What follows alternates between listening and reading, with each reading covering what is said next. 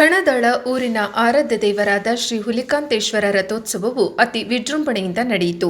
ಬೆಳಗಾವಿ ಜಿಲ್ಲಾ ರಾಯಭಾಗ ತಾಲೂಕಿನ ಸುಕ್ಷೇತ್ರ ಕಣದಾಳ ಗ್ರಾಮದ ಆರಾಧ್ಯ ದೇವರಾದ ಹುಲಿಕಾಂತೇಶ್ವರ ರಥೋತ್ಸವವು ಮಂಗಳವಾರ ಸಂಜೆ 5:30 ಊರಿನ ಎಲ್ಲ ದೇವರ ಪಲ್ಲಕ್ಕಿಯ ಹುಲಿಕಾಂತೇಶ್ವರ ದೇವಸ್ಥಾನಕ್ಕೆ ಬಂದು ಎಲ್ಲ ಪಲ್ಲಕ್ಕಿಯ ಜೊತೆಗೆ ರಥೋತ್ಸವವು ಹಗ್ಗವಿಲ್ಲದೆ ಅತಿ ವಿಜೃಂಭಣೆಯಿಂದ ನಡೆಯಿತು.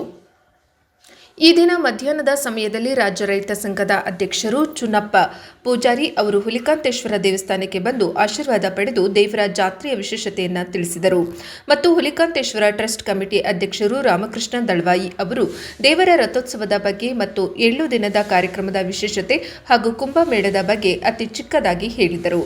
ಹಾಗೂ ರಾಮನಗೌಡ ಪಾಟೀಲ ಯುವ ಮೋರ್ಚಾ ಕುಡಚಿ ಅವರು ಹುಲಿಕಾಂತೇಶ್ವರ ರಥವು ಹಗ್ಗವಿಲ್ಲದೆ ರಥೋತ್ಸವವು ನಡೆಯುತ್ತದೆ ಮತ್ತು ಅಜ್ಜನ ಪವಾಡದ ಬಗ್ಗೆ ತಿಳಿಸಿದರು ಮತ್ತು ಹಲವಾರು ವರ್ಷದಿಂದ ನಡೆಯುತ್ತಿರುವ ಜಾತ್ರೆಗಿಂತ ಈ ವರ್ಷದ ಜಾತ್ರೆಯು ಅತಿ ವಿಜೃಂಭಣೆಯಿಂದ ನಡೆಯಿತು ಎಂದು ರಾಮನಗೌಡ ಪಾಟೀಲ್ ಅವರು ಹೇಳಿದರು.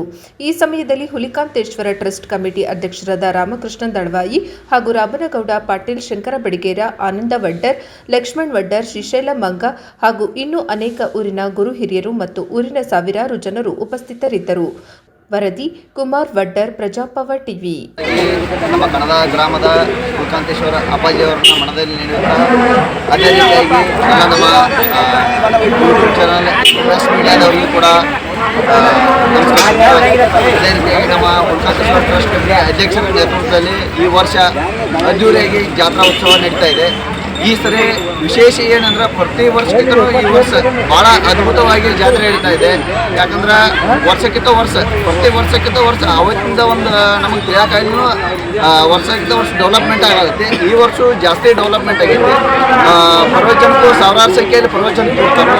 ಮತ್ತು ಅದೇ ರೀತಿಯಾಗಿ ಈ ನಮ್ಮ ತೇರಿನ ವಿಶೇಷತೆ ಏನು ಹೇಳ್ಬೇಕಂದ್ರೆ ಎಲ್ಲಾದರೂ ತೇರು ಎಳೆದಿದ್ರೆ ಕಣದಾಳ ಗ್ರಾಮದಾಗ ಹಾಗಿಲ್ದ ತೇರು ಇದೆ.